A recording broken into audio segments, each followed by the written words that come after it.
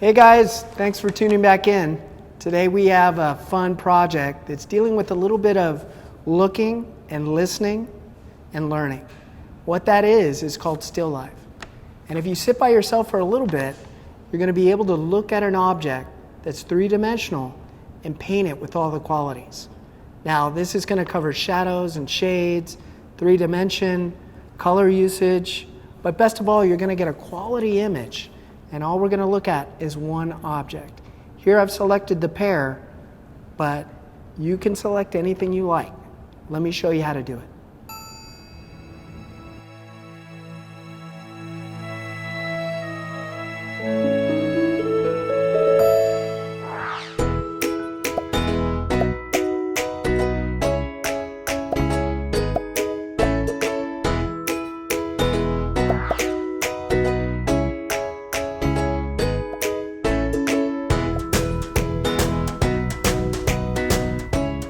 Okay, so first, some of the materials you're going to need, right, is our paints.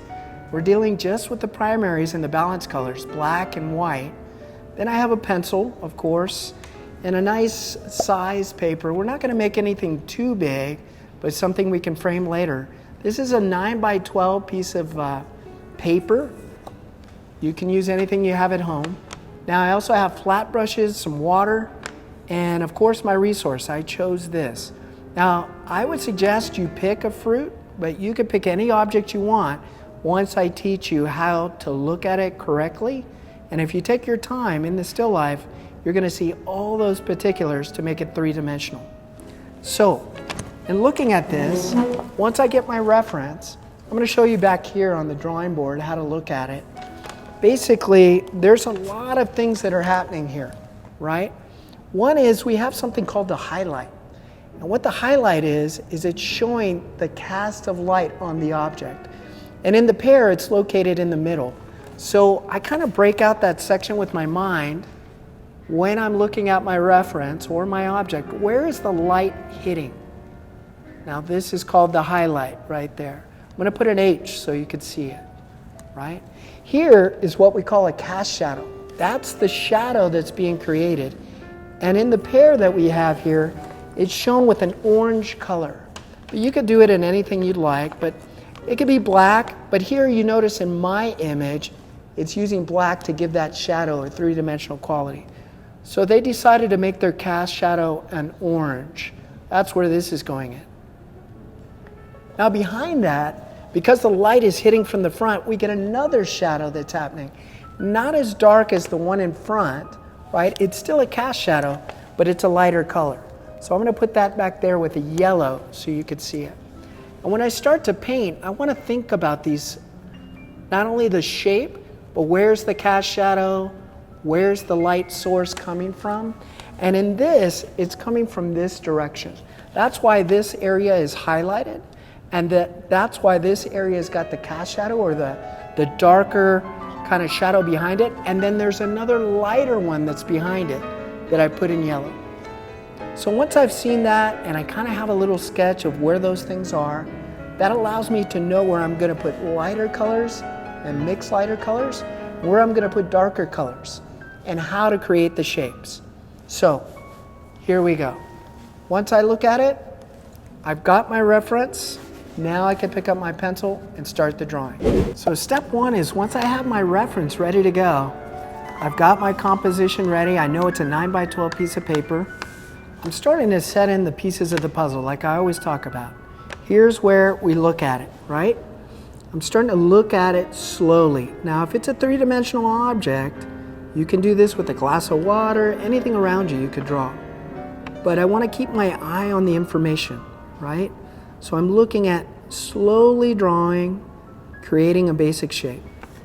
Once I've set that, I keep my eye on the information, looking to make sure that I'm capturing, and a pear is more of a globe or a sphere, so I'm making sure that I'm looking at it slightly, drawing lightly the whole time, just in case if I make a mistake, I can go back and erase it, all right? And as I go, I do kind of like a little hatch mark. I go through it little by little. I don't just do one quick line. I'm building by these small little lines to make sure that I'm getting not only continuity, but the right shape, because that's going to be everything to the drawing. Now that's the first part, looking at the actual object. After I do that, I'm looking towards the cast shadow. That's the shape that's behind it. So if I line this up next to a wall or anything, and I'll show you real quick, you're going to see the cast shadow in the cup there. See that? That's what I'm looking to draw and paint, but I'm doing it here from a reference. All right? So now again, lightly, I'm laying this in because this is not a drawing, it's a painting. The drawing part of it is just to show me where these parts are, so when I start painting, I have a good idea of where I'm going to layer the paint in and how much space I have and how much color I need to make in order to get it right. Now this is a wider, different shadow, the cast shadow that I have here. Again, doing it lightly, going to the front of the object. And there we go. I got most of it in there. Feel pretty good about it.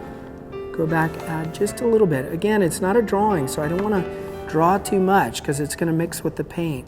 Just want to take my time, make sure I like the image, show where the highlight is. I know that the highlight is going to be right here in the middle. Shows me in the reference. But you're going to get that by a high glare on an object pretty easily. All right. So there's the beginning of my still life. Now in the next step, what I'm going to start doing is adding the colors. So again, we're going back over talking about light and dark. For me, it's all about the balance colors, right? If I want something darker, again, it's with the black. If I want something lighter, it's with the white. So in order to make this dark blue, I'm probably going to add black to it. Of course I am. If I'm going to make a lighter blue that's towards this highlight, that's when I'm adding the white. Now when I want to do the orange down here, I'm going to use both of these, and I'm going to show you in a little bit. You can just tint it by using a little bit of blue, not necessarily black to get that tint. So with that, I know that the blue that's in the back, that other cast shadow, just a light one, is going to use more white and a touch of my blue. So let me get to it and show you how to do it.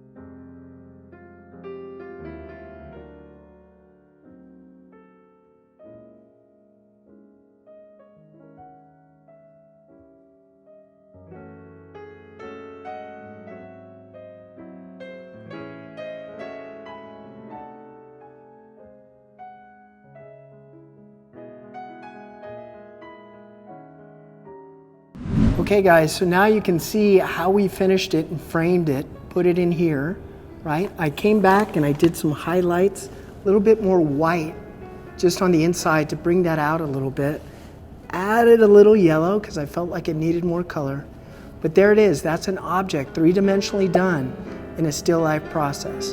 Now remember, all you have to do is look at any object you want and see where the sun hits it. That's where you put the highlight. And the rest of it is just looking at the shape, the composition, the line, and the color. All right, so I hope you're gonna have fun making some. And if you do, send us a picture. We'd love to see it. Take care, guys. Have fun.